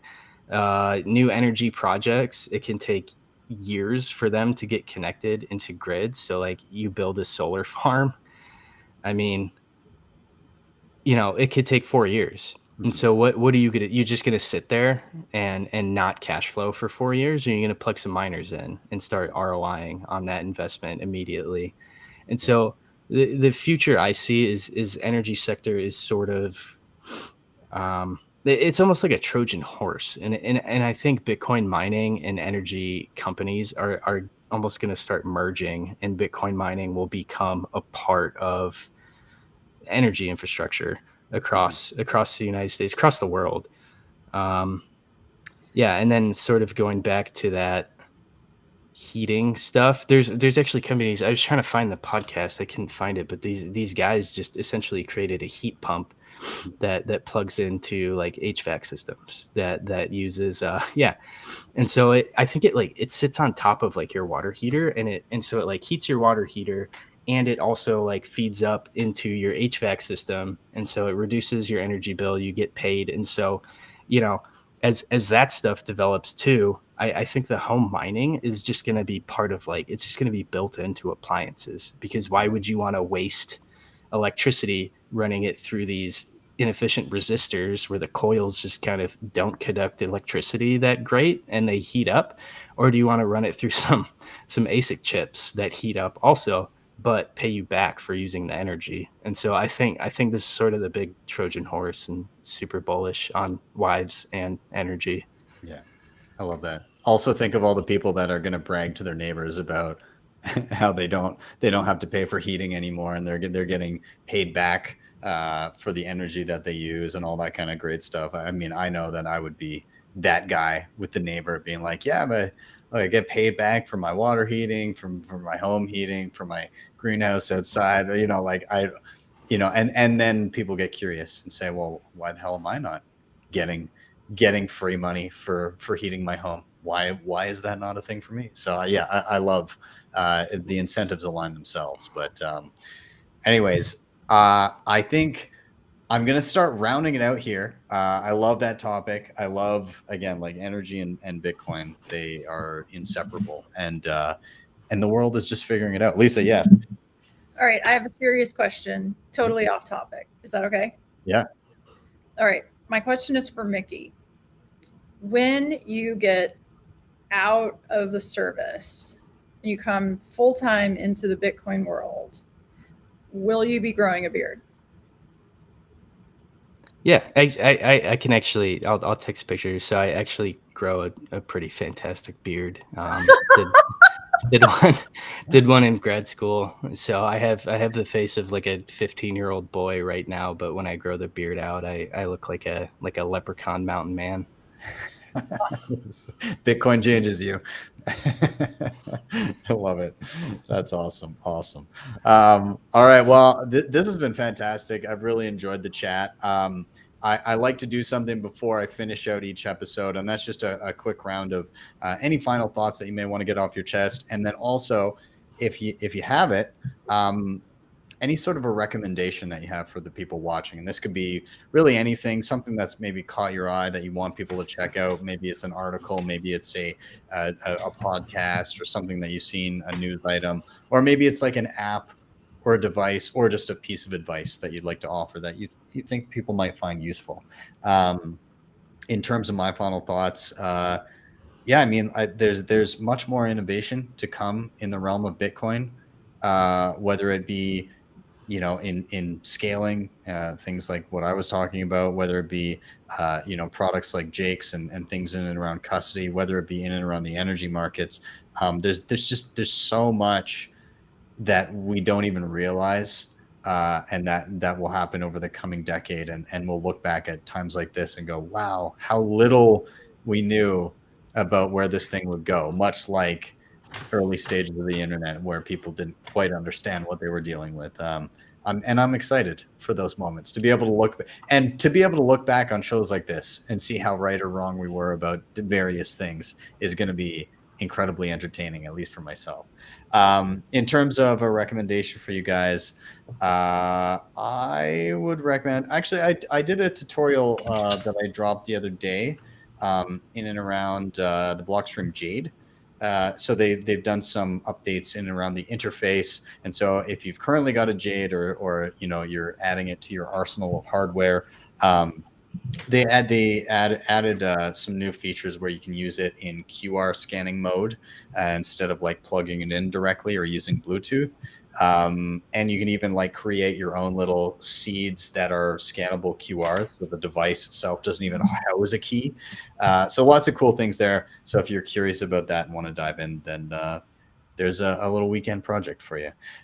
But Mickey, I'll toss to you. And any final thoughts that you wanted to quickly wrap up with? And if you have a recommendation for anybody, then have at her. Yeah. So I think a lot of Bitcoiners are just super excited about Bitcoin, right? And they sort of try too hard to orange people sometimes. And it's sort of like completely guilty of it. My brother won't even speak to me about Bitcoin anymore. And so just like let it be known that you're sort of the guy or girl that they should be talking to. But sort of let them come to you, right?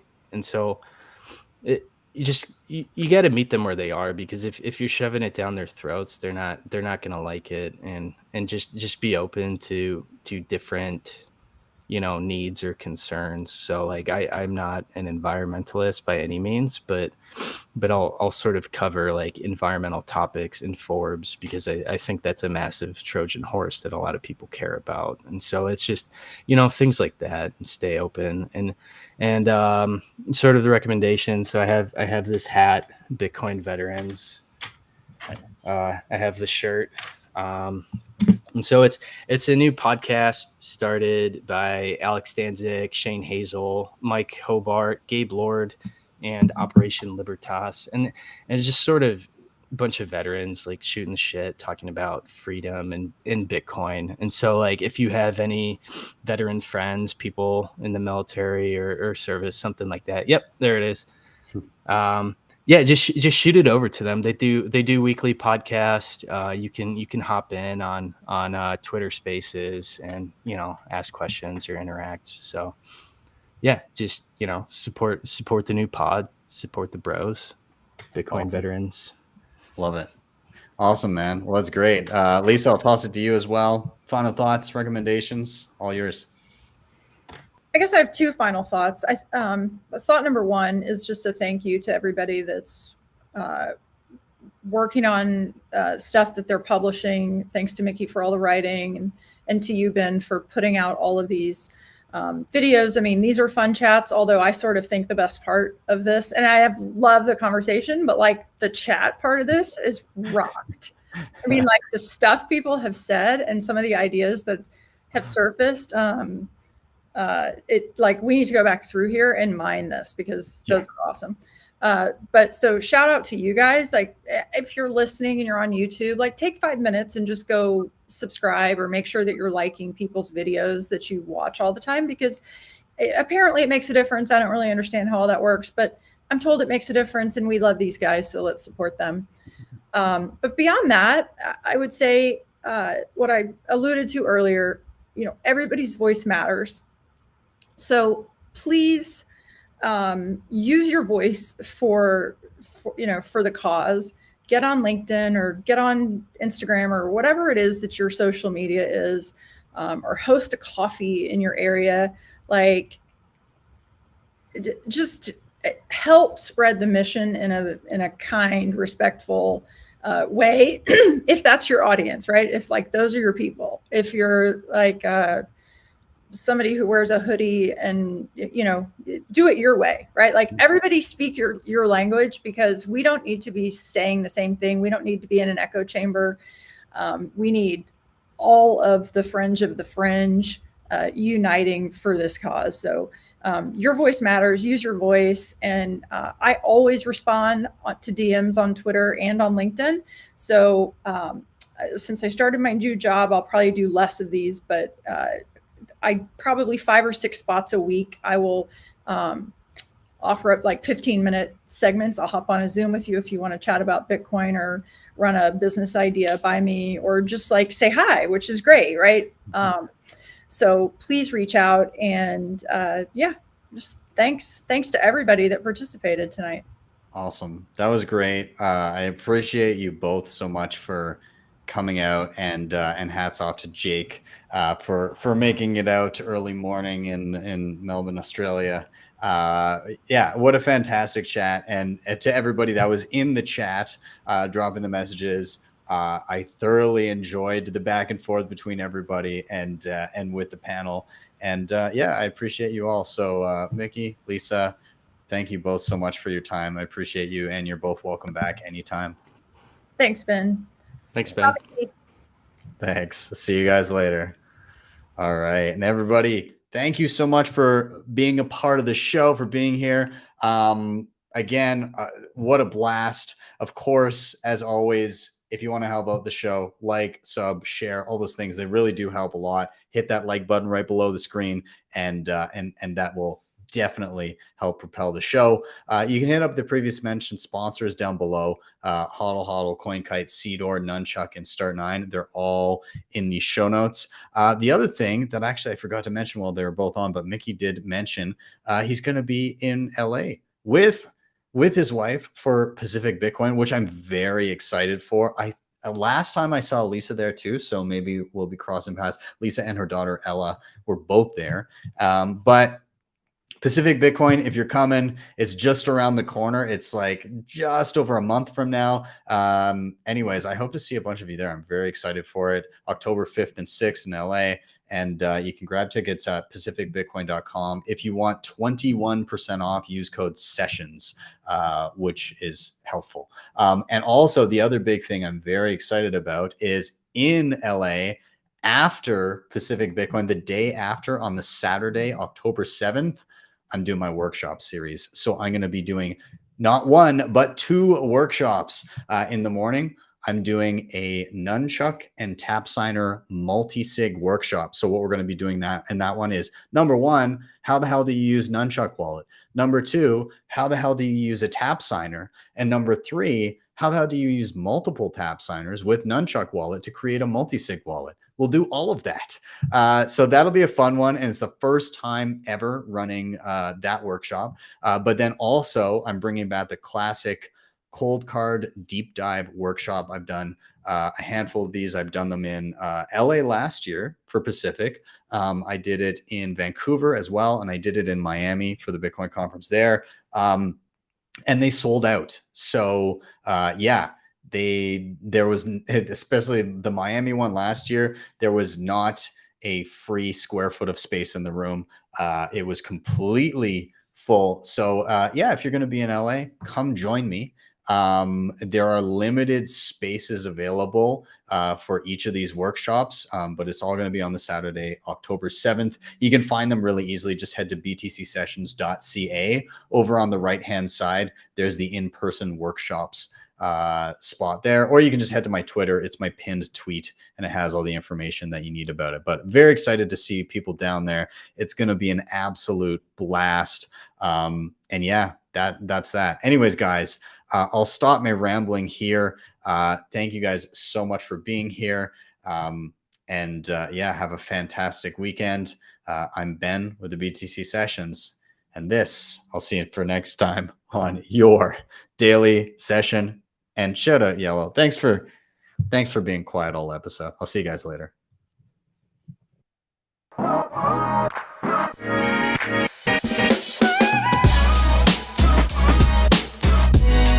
HodlHodl the Bitcoin.